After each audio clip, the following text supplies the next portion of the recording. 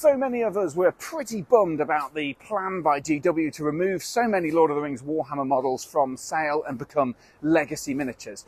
So I'm here on my local high street to pick up something to take the sting out of the tail a little bit. And it's not from the Warhammer shop.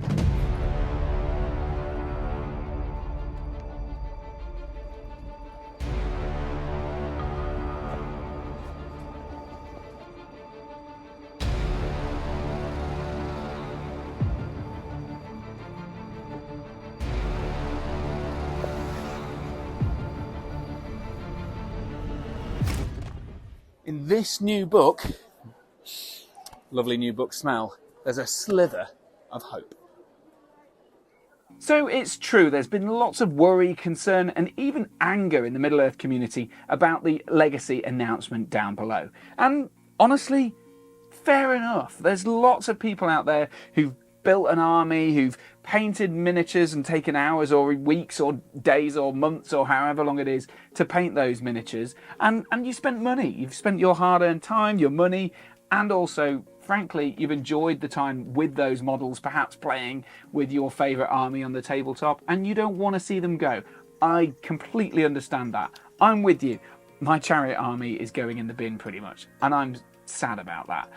And I suppose in many ways, there's plenty of people out there who'll be annoyed because you didn't get a chance to play with that army that perhaps you always harboured a secret desire to do, whether it's getting those chariots out or playing a Barlin's expedition mission with the old Barlin miniature or Candor, whatever it is that your army was. You're never going to get a chance to collect those models. You're never going to get a chance to use the rules in the way that they used to be used.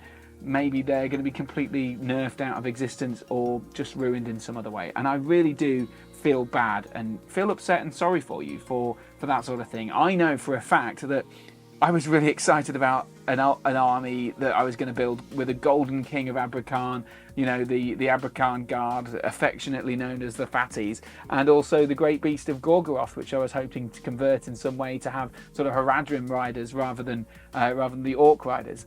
I'm disappointed that all of that's going in the bin, if Legacy is indeed a bin. But this book here holds within it some potential reasons for at least some of those models going into what I'm affectionately calling the Legacy bin. But before I get into exactly what I'm talking about here, it's worth noting this new visual companion is absolutely gorgeous.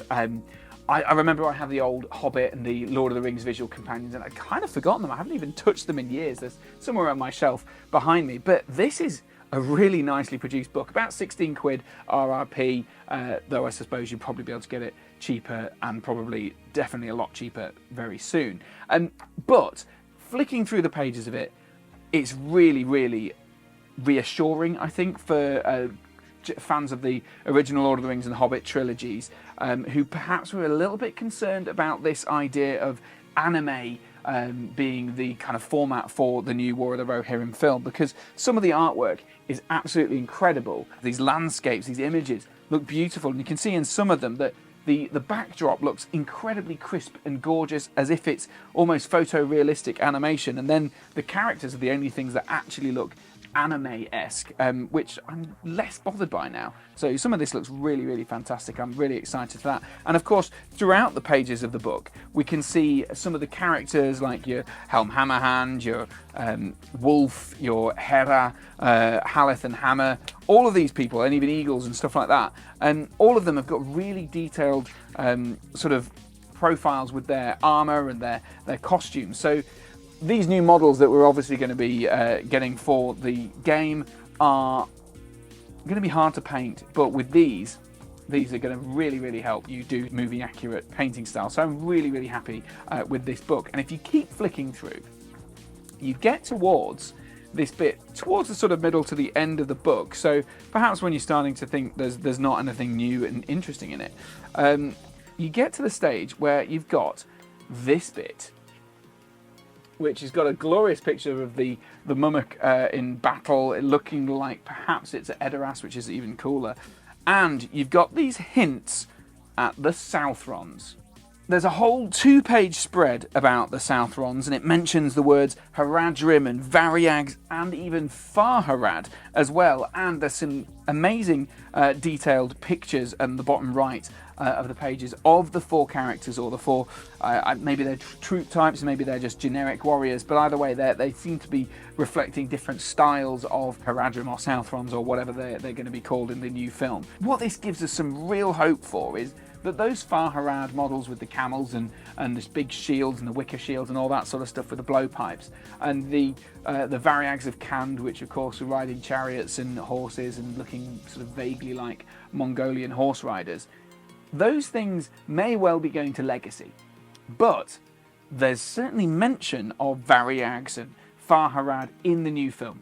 Now, I don't want to get too excited about this, because although there's mention of Southrons here, there's also plenty of other stuff that Games Workshop will probably be getting stuck into first, you know, whether that's snow trolls, whether it's more Dunlanding stuff, whether it's eagles even. There's some extra eagle stuff. I don't know whether they're Gwaihir or anything, but who knows? They could be. So I think these Southrons, if they're going to be featured at all by Games Workshop, are probably fairly low down the list. But what I think it does do is give us trust to hope that hope hasn't abandoned these lands for these characters, that maybe, just maybe, we will see some more Haradrim, Farharad, camels, probably not half-trolls, but who knows? Who knows what's going to appear in the new War of the Rohirrim film. To me, it means that despite all the cool stuff going, like Gildor or Erkenbrand, no! or Malher, or Balin, or any of the Eastern realms that I've mentioned,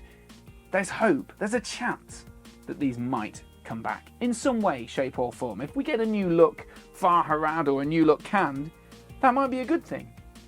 I'm hopeful.